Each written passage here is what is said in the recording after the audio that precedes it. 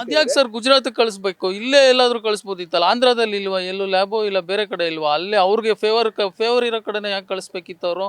ಹಂಗಾಗಿ ಸ್ವಲ್ಪ ಡೌಟ್ ಆಗುತ್ತೆ ಅದೇನು ನಿಜಾನ ಸುಳ್ಳ ಅನ್ನೋದು. ಬಟ್ ನಿಜ ಆದರೆ ಯಾರಿಗಾದ್ರೂ ಶಿಕ್ಷೆ ಆಗಲೇಬೇಕು.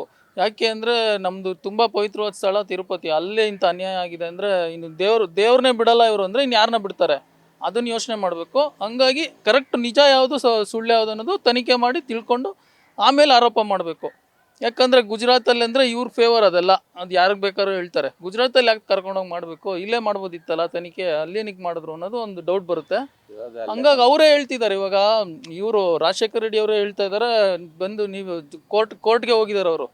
ನೀವು ಚೆಕ್ ಮಾಡಿಬಿಟ್ಟು ನಮ್ಮ ತಪ್ಪಿದ್ರೆ ಆಮೇಲೆ ಇದು ಮಾಡಿ, ಸುಮ್ಮನೆ ಆರೋಪ ಮಾಡ್ತಿದ್ದಾರೆ ಅಂತ ಅವರು ಹೇಳ್ತಿದ್ದಾರೆ. ಇವರು ಏನೋ ಅವ್ರ ಮೇಲೆ ಅಲಿಗೇಷನ್ ಮಾಡಬೇಕು ಅಂತ ಹೇಳ್ತಿದಾರ, ಅಲ್ಲ ನಿಜವಾಗ್ಲೂ ಹೇಳ್ತಿದಾರ ಗೊತ್ತಿಲ್ಲ. ಅದು ಯಾವುದು ನಿಜ ಸತ್ಯ ಎಲ್ಲ ನೋಡ್ಬಿಟ್ಟು ಆಮೇಲೆ ಇದು ಮಾಡ್ಬೇಕು ಸರ್. ಅದು ನಮ್ಮದು ಯಾರಾದರೂ ಸರಿ.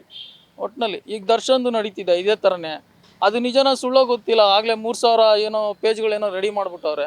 ರೋಡಲ್ಲೆಲ್ಲ ತುಂಡಾಗಿ ಕತ್ತರಿಸಿ ಬಿಸಾಕಿರ್ತಾರೆ. ಅವರೆಲ್ಲ ಇವತ್ತು ಮಿನಿಸ್ಟ್ರು. ಇವ್ರದ್ದು ಏನು ಗೊತ್ತೇ ಇಲ್ಲ ಕರೆಕ್ಟಾಗಿ ವಿಷಯ ಏನು ಅಂತ. ಇವ್ರು ಸುಮ್ಮನೆ ಏನೇನೋ ಹೇಳ್ತಿದ್ದಾರೆ. ಬಟ್ ನಮಗೆ ಗೊತ್ತಿಲ್ಲ ಯಾವ್ದು ನಿಜ ಯಾವ್ದು ಸುಳ್ಳು. ಒಟ್ಟಿನಲ್ಲಿ ಕೋರ್ಟಲ್ಲಿ ಜಡ್ಜ್ಗಳಾಗಲಿ ಲಾಯರ್ಗಳಾಗಲಿ ಕರೆಕ್ಟಾಗಿ ಏನಿದೆಯೋ ನೋಡ್ಬಿಟ್ಟು ಅವ್ರಿಗೆ ಅವ್ರು ತಪ್ಪು ಮಾಡಿದರೆ ಶಿಕ್ಷೆ ಕೊಡಲಿ ಅಷ್ಟೇ. Thank you.